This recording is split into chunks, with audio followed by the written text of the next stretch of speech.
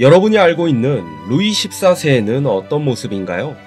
화려한 베르사유 궁전, 찬란한 절대왕정, 짐이 곧 국가다 라고 외치는 태양왕, 유럽을 호령하며 전쟁과 외교를 펼친 강력한 군주. 겉으로 보이는 모습은 분명 그랬습니다. 하지만 그의 사생활, 특히 건강 상태는 정반대였습니다. 실제로 그는 평생 각종 질병과 끔찍한 의료 처치를 견뎌야 했습니다. 그의 몸은 의사들의 실험장이 되었고, 그가 받은 치료들은 현대 의학 기준으로 보면 거의 고문에 가까웠죠. 입천장이 뚫리고 하루에도 몇 번씩 피를 뽑히고 마취 없이 수술을 받으며 살았던 루이 14세. 그의 삶을 다시 살펴보면 태양왕이 아니라 의사들의 장난감, 살아있는 실험체에 가까웠다는 사실을 알 수 있습니다. 오늘 우리는 걸어다니는 좀비가 되어버릴 정도로 이상한 치료를 받은 루이 14세의 이야기를 파헤쳐 보겠습니다. 그는 과연 진정한 절대 군주였을까요? 아니면 의사들의 실험체였을까요? 루이 14세는 겉으로는 강력한 왕이었지만 실제로는 온갖 병에 시달렸습니다. 대표적으로 통풍, 이질, 만성, 치주염, 항문, 누공, 궤적까지 그야말로 살아있는 게 신기한 좀비 수준이었습니다. 특히 통풍은 루이 14세를 끊임없이 괴롭힌 대표적인 질병이었습니다. 통풍은 관절에 요산이 쌓이면서 극심한 통증을 유발하는데 당시 의사들은 이를 왕의 병이라고 불렀죠. 왕들이 지나치게 호화로운 식사를 하다 보니 걸리기 쉬웠던 병이었습니다. 발이 불타는 것 같군. 걷는 것이 너무 괴롭다. 폐하, 고기와 와인을 줄이셔야 합니다. 신선한 채소와 물을 드시는 것이 좋습니다. 와인을 끊으라고? 그건 차라리 죽으라는 말과 같다. 유일하다시피 한 의사들의 상식적인 권고에도 불구하고 루이 14세는 식습관을 고치지 않았고 결국 통풍은 더욱 심해져 그의 삶을 점점 더 고통스럽게 만들었습니다. 게다가 그는 이질이라고 불리는 심각한 설사병을 자주 앓았습니다. 이 때문에 그는 종종 강제로 관장을 받아야 했죠. 이제 그만! 관장이라니! 이건 너무 잦은 것이 아닌가?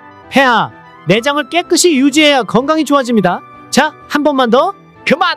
다른 관장 방법은 없는 것이더냐? 그럼 제가 만든 특제 관장약을 복용해 보시는 건 어떠십니까? 그것은 무슨 약이더냐? 가재 껍데기, 말린 독사, 말똥과 능수보들을 비롯한 나무 뿌리로 만든 특제 관장약입니다.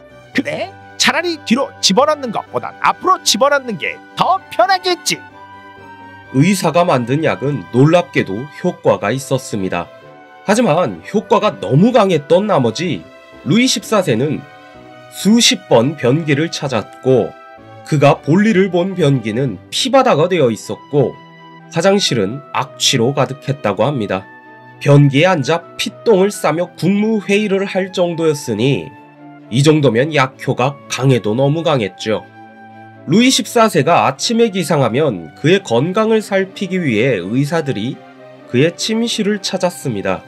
당연히 5만 가지 질병을 가지고 있었던 루이 14세의 건강은 좋을 리 없었고 의사들은 날마다 왕을 치료했습니다.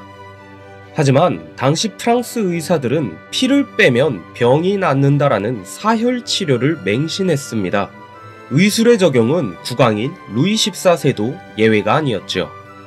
왕의 주치의였던 앙투안 다키는 왕이 조금이라도 아프면 피부터 뽑았습니다. 내가 너무 기운이 없구나. 어지럽기도 하고. 폐하, 아주 좋은 해결책이 있습니다. 피를 빼시면 곧 나아지실 겁니다. 아니, 내가 피곤하다니까 피를 또 뺀다고? 그렇습니다, 폐하. 피 속의 나쁜 기운을 빼야 합니다. 자, 시작합니다. 선배님, 이거 정말 효과가 있습니까? 피를 이렇게 빼도 괜찮을까요? 자네, 왕을 치료하는 영광을 얻고도 의심하는 건가? 피를 빼야 나쁜 기운이 사라지는 법이지. 이렇게 루이 14세는 평생 수백 번 이상의 사혈 치료를 받았습니다.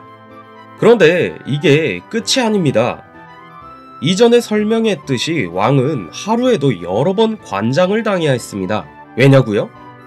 먹은 음식을 깨끗이 배출해야 건강해진다는 잘못된 믿음 때문이었죠. 제발 오늘은 관장 좀 쉬게 해주면 안 되겠느냐? 안 됩니다, 폐하. 장을 깨끗하게 해야 왕의 기운이 맑아집니다. 먹은 음식을 모두 배출시켜 장을 깨끗이 하고 피를 뽑아 몸속을 정화시킨다. 나름 합리적일 수도 있는 치료법이지만 그건 몸이 건강할 때 장도 비우고 피도 뽑아야지. 사람이 숨이 껄떡거리는데 장 비우고 피 뽑으면 현대인도 버티기 힘들 겁니다. 그래도 그 시대의 의사들에겐 합리적인 치료법이었을 수도 있습니다. 또한 루이 14세는 심각한 충치와 치주염을 앓고 있었습니다. 하지만 당시 치과 치료 수준은 처참했죠. 의사들의 해결책은 간단했습니다. 치아를 전부 뽑아버리는 것. 폐하, 충치가 너무 심합니다. 모두 뽑아야 합니다. 다 뽑는다고? 중치 난 것만 고치면 되지 않느냐? 아닙니다, 폐하. 우리부터 문제가 심각합니다. 아프지 않게 해드리겠습니다. 으악! 제발 살살 좀 하거라. 폐하, 조금만 참으시면 됩니다. 피가 좀 많이 나네요. 그렇게 루이 14세는 치아를 모두 뽑혀버렸습니다. 문제는 무리한 발치로 인해 잇몸이 심각하게 손상되었다는 점이었죠. 그리고 이 과정에서 선배님, 큰일 났습니다. 폐하의 입천장이 뚫렸습니다. 어쩌죠? 의료 사고였습니다. 너무 무리하게 치아를 뽑다가 위쪽 입천장이 뚫려버린 것이죠. 뚫려버린 입천장을 막기 위해 뜨겁게 달군 쇠막대기로 입천장을 여러 번 찢었지만 결국 구강의 입과 코는 비강을 통해 서로 연결되고 맙니다. 그 이후로 루이 14세는 음식을 제대로 씹을 수 없었고 먹을 때마다 음식물이 코로 넘어가며 먹고 마신 음식과 음료가 콧구멍으로 질질 흐르는 처참한 상황이 벌어졌죠. 이제 내가 음식도 제대로 못 먹는단 말인가? 결국 루이 14세는 평생 걸쭉한 수프나 죽 같은 음식만 먹어야 했습니다. 하지만 당연히 수프와 죽, 포도주 같은 음식들은 절반은 삼키고 절반은 콧구멍으로 흘러내리는 대참사를 맞이하게 되었죠. 국왕은 치과 치료 한번 잘못 받았다가 입천장이 뚫리고 입과 콧구멍 사이에 다리가 놓여져 정상적인 식사도 불가능한 상태가 되어버린 것입니다. 하지만 이게 끝이 아니었습니다. 다음은 더욱 충격적인 마취 없는 항문 누공, 즉 치루 수술 이야기입니다. 1686년 루이 14세는 치루로 인한 고통을 호소했습니다. 국왕의 고통에 당연히 의사들이 불이 나게 달려왔고 의사들은 국왕의 치루를 어떻게 고칠 것인가 의논하기 시작했습니다. 당시에는 이 병을 제대로 치료할 방법이 없었지만 왕실 의사들은 일단 칼을 대보자 라는 결정을 내립니다. 문제는 이게 마취 없이 진행되었다는 점입니다. 잠깐 마취는 안 하느냐? 폐하, 그런 건 없습니다. 그냥 참고 견디시면 됩니다. 이런 미친! 펠레그랭은 수술을 진행하기 전에 왕과 비슷한 치루를 앓고 있던 하층민 몇 명을 잡아 먼저 실험 대상으로 삼아 같은 수술을 진행했습니다.